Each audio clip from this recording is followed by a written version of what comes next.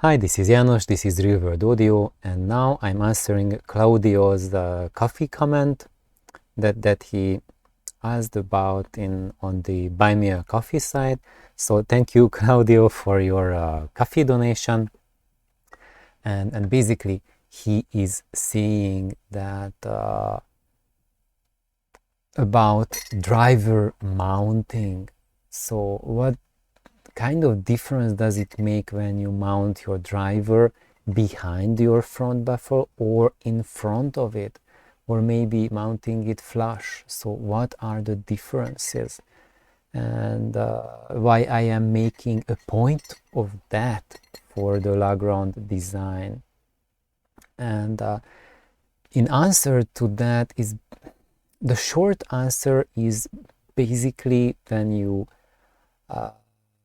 mount your driver in the back, then you create a more optimal profile for the air to exit from the driver and to return to the driver as it goes out and back and forth.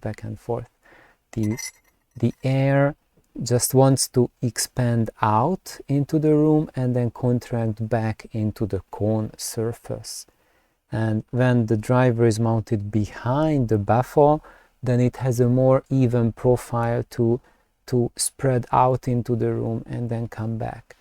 And that will help with eliminating the issues that the frame of the basket causes, because when you mount it on the front and you have the lip of the driver sticking out, then when the air wants to expand, then it has to curve back around that lip. And some of you would say, but that lip is tiny, just like a half a centimeter, like a quarter of an inch, that's nothing. But the problem is, yes, that's a lot. And it happens in the mid-range, the most sensitive area where your ears are picking up such tiny information that puts every measuring device, every computerized measuring device to shame.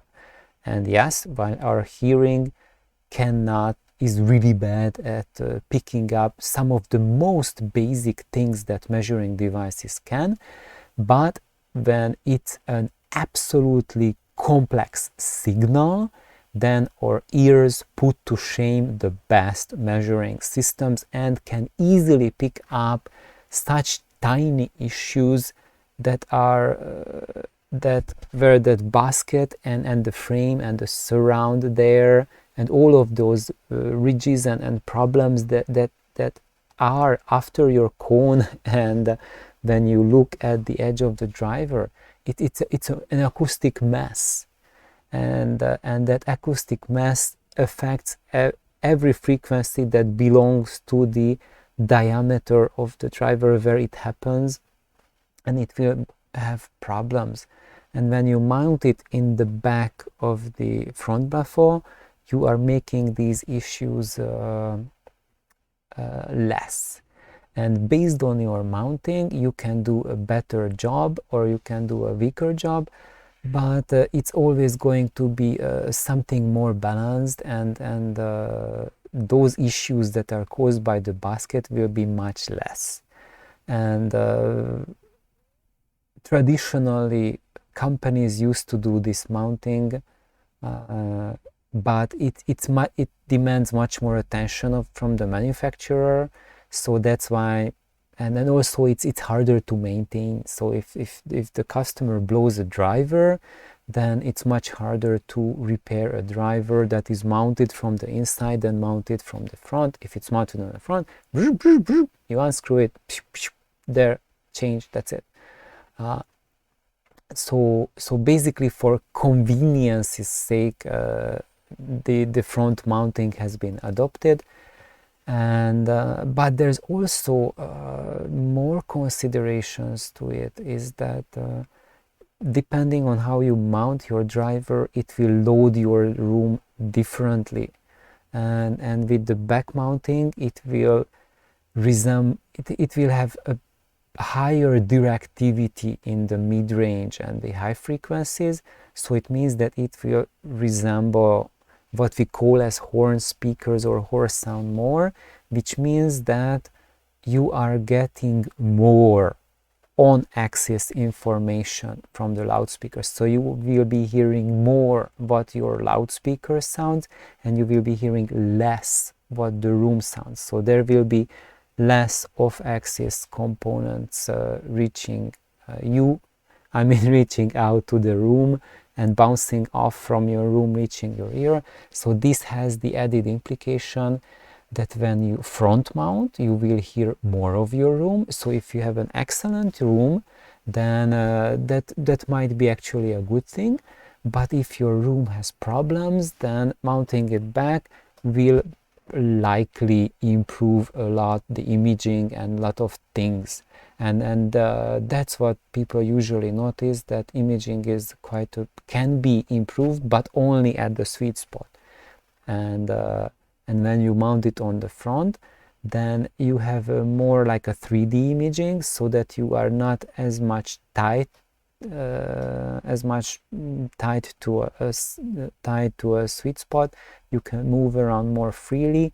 But if your room's acoustic sucks, you can hear that sucky sound freely. So it's not something that's a yes and no question. It really depends on your room. And what I would recommend to every single person building La Grande is to try out, or Le Petit, or any loudspeaker that you build,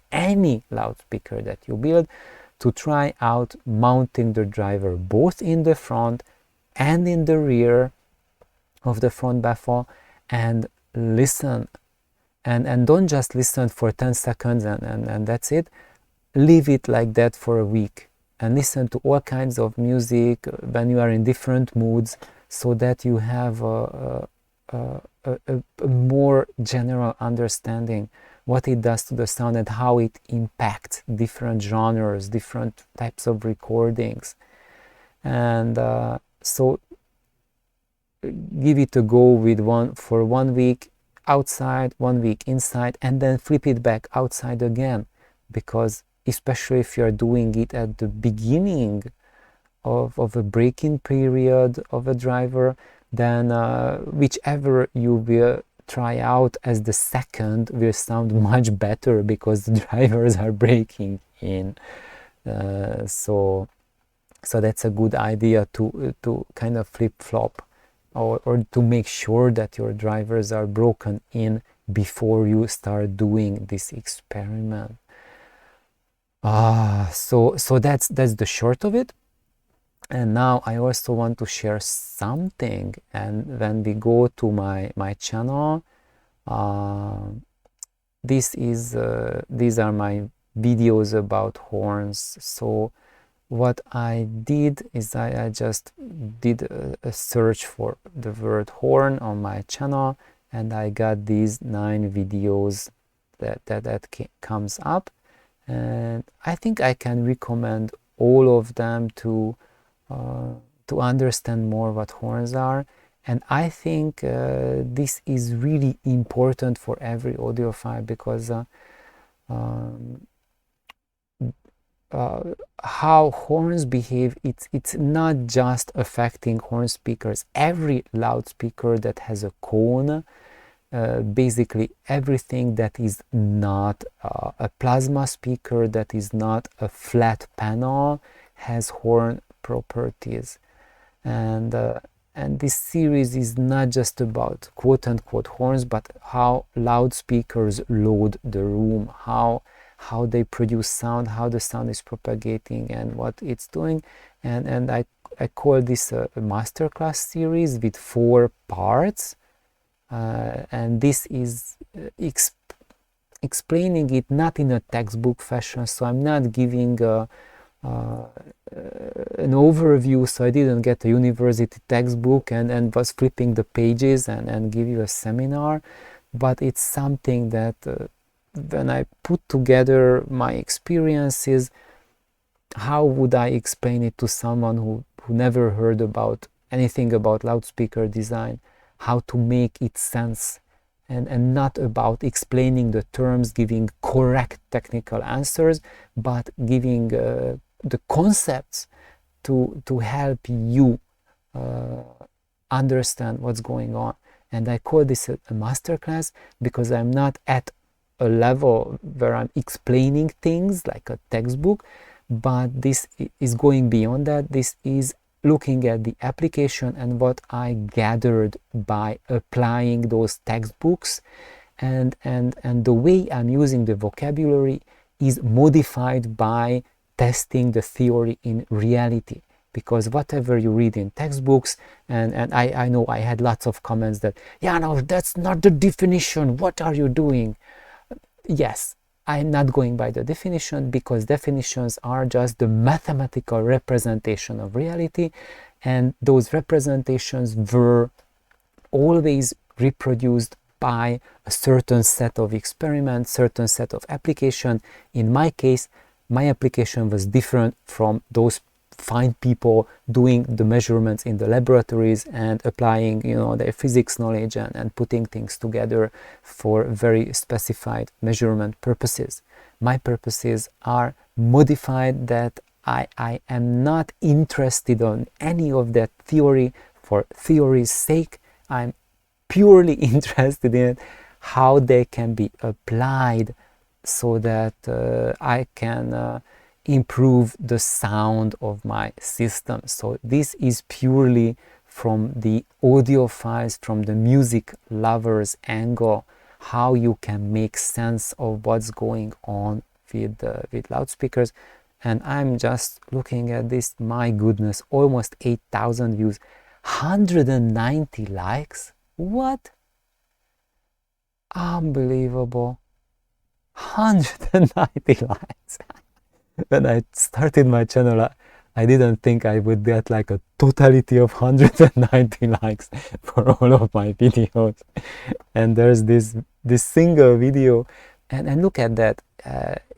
I made this video series over 2 years ago, and it had tons of views since. But I would say, if you have not seen it, I would say this is really a must for every audiophile to watch, and probably it should be a must for myself to rewatch again, because to tell the truth, when I do my videos, even these videos are ad-lib.